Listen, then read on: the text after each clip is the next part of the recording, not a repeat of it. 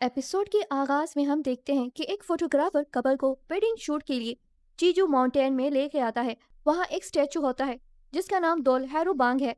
वो स्टैचू टूट जाता है, उससे डीमंस की स्पिरिट निकलती है और कपल के अंदर घुस जाती है और वो डीमन बन जाते हैं। वो फोटोग्राफर को मारने लगते हैं। तभी हम बान को देखते हैं, उसके पास एक छोटी सी तलवार है जिससे वो डीमन को मार देता है। फिर हम फादर योहान को देखते हैं जो स्पेन में एक्सॉर्सिज्म परफॉर्म कर रहा था। वो एक लड़की को इविल स्पिरिट से बचाता है। फिर फादर योहान को चर्च का सीनियर फादर बुलाता है। वो उसे पुरानी तस्वीर दिखाता है जिस पे अपने आप खो ना जाता है। तस्वीर में एक आदमी औरत को मारता हुआ दिखाया जाता है। सीनियर फादर योहान को बताता है ये एक इशारा है, दुनिया पे बुरी ताकतों का हमला होने वाला है। वो आगे कहते हैं बहुत हजार साल पहले एक ऐसा वक्त था जब दुनिया में बुरी ताकतें हर तरफ फैली हुई थी और ये लड़की हमारी आखिरी उम्मीद थी, लेकिन वो मर गई और अपना मिशन पूरा ना कर पाई। योहान सीनियर फादर से पूछता है क्या इस औरत को इसी आदमी ने मारा है? वो कहते हैं हाँ, और ये आदमी अभी भी जिंदा है। योहान कहता है तो इस आदमी को कैसे रोका जाए? फादर कहते हैं हमें फिर से एक नई उम्मीद मिली है, हमने उस पर नजर रखी हुई है। तुम वहां जाओ, इस लड़की के साथ मिलके दुनिया को बुराई से बचाओ। योहान उस लड़की की तस्वीर की तरफ देखता है। फिर हम मीहू को देखते हैं जो देहू ग्रुप की अकेली वारिस है और हूबहू उसी लड़की से मिलती है। वो एग्जीबिशन में अपनी पेंटिंग के बारे में बता रही होती है। तभी एक रिपोर्टर उसे तीखे सवालात पूछता है। मीहू भी उसे करारा जवाब देती है। आगे मीहू से मिलने उसकी आंट आती है। दोनों के दरमियान देहू ग्रुप को लेके लड़ाई है। उसकी आंट देहू ग्रुप की चेयरमैन बनना चाहती है और मीहू ऐसा नहीं चाहती। मीहू से याद दिलाती है कि वही देहू ग्रुप की अकेली वारिस है। उसी रात मीहू एक कार एक्सीडेंट में इन्वॉल्व हो जाती है और उसका झगड़ा गुंडों से हो जाता है। एक गुंडा मीहू के सेक्रेटरी मिस्टर कांग को धमकाता है तो मीहू उसे सबक सिखाती है और उसे मारती है। दूसरा वाला मीहू की ये वीडियो रिकॉर्ड कर लेता है। नेक्स्ट डे मीहू की ये वीडियो वायरल हो जाती है और उसे हर तरफ नेगेटिव कमेंट्स और रिव्यू मिलते हैं। मीहू का डैड उसे अपने कैबिन में बुलाता है। मीहू उसे कहती है ये सब आंट का किया जा रहा है, लेकिन वो उस पर यकीन नहीं करता और उसे कहता है जब तक ये कंट्रोवर्सी चल रही है, लो प्रोफाइल होने के लिए तुम्हें जीजू आइलैंड में जाना चाहिए। मीहू को बटलर जांग जो कि उसके डैड के लिए काम करता है उसे समझाता है कि जीजू आइलैंड में जाना ही उसके लिए बेहतर डिसीजन है। मीहू सेक्रेटरी कांग और बटलर जांग को अपनी फैमिली की तरह समझती है। मीहू जैसे ही जीजू आइलैंड के एयरपोर्ट पे पहुंचती है, रिपोर्टर्स और फोटोग्राफर उसका इंटरव्यू और तस्वीरें लेने के लिए मौजूद थे। सेक्रेटरी कांग उनको रोकता है और मीहू को गाड़ी की चाबी फेंक के देता है। मीहू प्राइवेट एग्जिट से पार्किंग एरिया पे पहुंचती है और जैसे ही वो जमीन पे कदम रखती है उसे एक अजीब सी चीज का एहसास होता है। मीहू की तरह एक बूढ़ी औरत को भी मीहू के आने का एहसास होता है।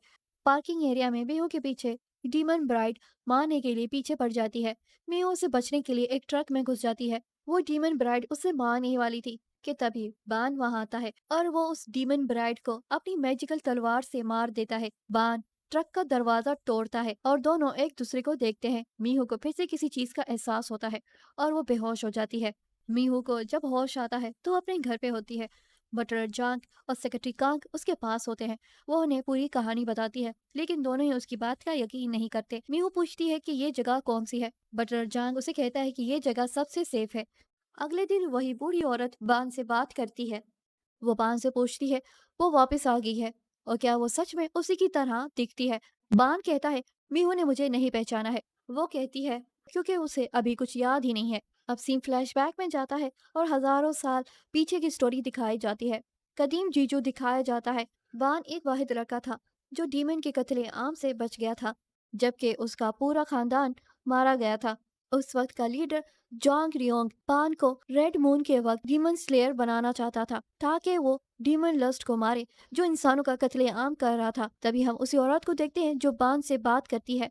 वो जोंग रियोंग को ऐसा करने से रोकती है और कहती है वो बच्चे तो मासूम है, लेकिन जोंग रियोंग उसकी एक भी नहीं सुनता। वो बान और बाकी बच्चों को लस्ट डीमन के सामने ले आता है जो कि एक मजबूत जंजीरों में बांधा हुआ था। जंग रियोंग लस्ट डीमन को तलवार से चीरता है और उसका ब्लड निकालता है।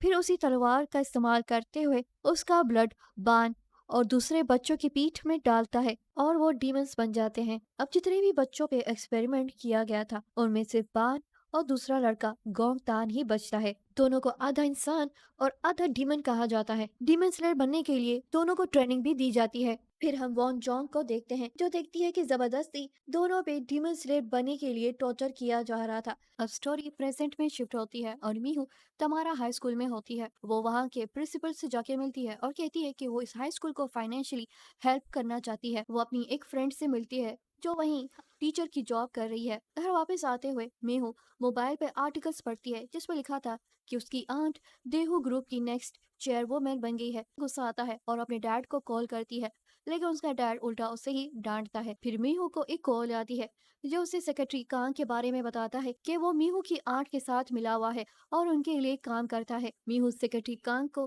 कार रोकने के लिए कहती है, फिर निकल कर उसे बताती है कि उसे सब कुछ पता चल गया है। वो सेक्रेटरी कांग को कहती है कि ये जान के उसे बहुत दुख हुआ है क्योंकि वो उसे अपनी फैमिली की तरह समझती थी। फिर मीहू सेक्रेटरी कांग के पास ही गाड़ी छोड़ के आगे निकल पड़ती है। अब डीमन लस्ट की स्पिरिट सेक्रेटरी कांग के अंदर आ जाती है और वो डीमन बन जाता है। मीहू बटलर जांग को कॉल करती है, लेकिन सिग्नल ना होने की वजह से कॉल डिस्कनेक्ट हो जाती है। तभी देखती है कि सेक्रेटरी कांग उसके सामने खड़ा है। वो उसके पास जाती है, लेकिन उसका हुलिया देख के वो समझ जाती है कि वो पोजेस हो चुका है। वो जैसे ही उस पर हमला करने की कोशिश करता है, मीहू उसे किक मार के भागती है। भागते हुए वो एक फॉरेस्ट में आ जाती है, लेकिन वो डीमन उसे गले से पकड़ लेता है। वो उसे मारने ही वाला था कि तभी बान वहां आ जाता है। वो अपनी तलवार निकालता है और डीमन का हाथ काट देता है और एपिसोड यहाँ खत्म होती है। एपिसोड 1 मुझे बहुत अच्छी लगी और मैं इसे आगे भी कंटिन्यू करूंगी। नाम दिल जब भी सीन में एंट्री मारते हैं ना, आप उनसे अपनी नजर नहीं हटा पाओगे। उनके एक्शन सीन इतने कमाल के हैं ना, आपको ऐसा फील होगा कि आप लाइव मांगा एक्शन देख रहे हो। और लीड आई अपने कैरेक्टर में बहुत ही खूबसूरत लग रही हैं। उनकी एक्टिंग भी अभी तक ठीक ठाक है। अब बात करें बान की ओरिजिन स्टोरी पे, तो कहना कि बान और वुन जोंग का कोई ना कोई कनेक्शन है। अब क्योंकि पहले एपिसोड में दिखा दिया कि बान ने वुन जोंग को मारा है, अब क्यों मारा है वो भी अपने आप एक मिस्ट्री है जो ओबियसली हमें आगे जाके पता चलेगी। बान और वोंग टान के बचपन के जो सीन दिखाए गए वो देखने में काफी डिस्टर्बिंग है। बेचारे को जबरदस्ती ही डीमन स्लेयर बनाया गया, उन्हें टॉर्चर किया गया, ट्रेन किया गया ताकि वो डीमन स्लेयर को मार सके।